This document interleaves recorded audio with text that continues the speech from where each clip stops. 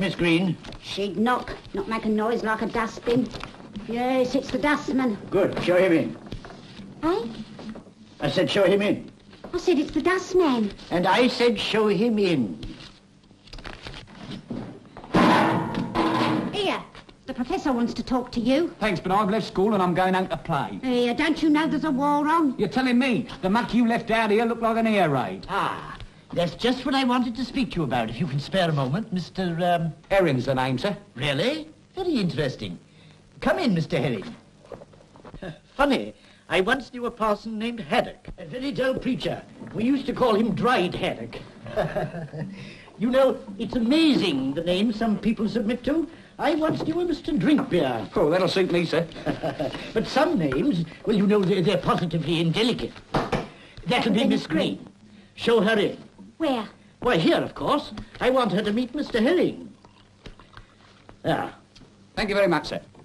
The professor? Yes. Miss Green. How do you do? Ah, Bones. This is Mr. Herring. How do you do? He does our bins, and I thought she could help us. I'm sure he can. Technical advisor. What? Miss Green is preparing a talk on salvage. I thought perhaps you might give us some practical hints on how to put things out for collection. That suits me, sir. You know, although people are glad to be asked to do things, I think when you're dealing with an intelligent democracy, it's a good plan to tell them why. Here, here. Some people might very reasonably ask, what is the use of old bones? Now, just imagine a pile of them. An unattractive sight, and yet every scrap of bone is useful. First of all, the grease is extracted and is the basis for soap and medicinal products. Glycerine is also got from the bones and is used for making high explosive. Then we get the finest, strongest glue from bones, and this is wanted for making aeroplanes, for fire resisting and camouflage paints, for gun ammunition, for washable distemper. It's the glue that makes it washable. And finally, after the glue has been extracted, bones provide fertilizers for crops of all kinds. So you see, old bones, even those the dog has gnawed, are very valuable. And why do we need waste paper? Every ton of waste paper is equivalent to nearly a ton of wood pulp.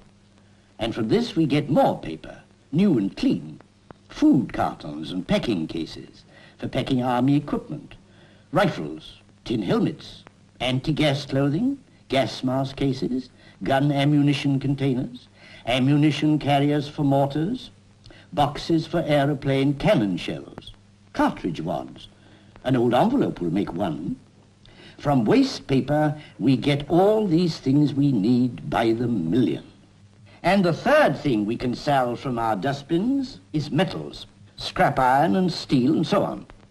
It may seem old junk to you, but it can actually provide the raw material for tanks, battleships, guns, rifles, machine guns, aeroplanes, ammunition of all kinds, and a host of other vital necessities can be produced from scrap metal that is lying idle in every home, back garden, and farm.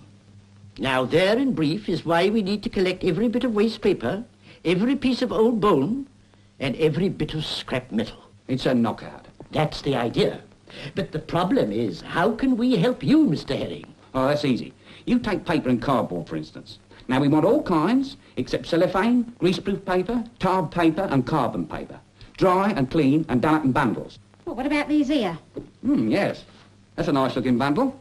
And them little ones? Yeah, I like the look of them too. Clean, dry and tidy.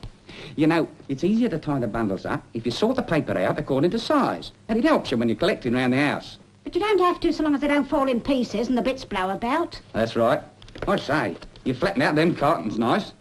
Clean, dry, tidy, and tight, if I may excuse the expression. That's how we like it. What about these bones? Oh, it's all right to keep them in a tin, or you can put them in a cardboard box or wrap them up in paper when you put them out by the bin.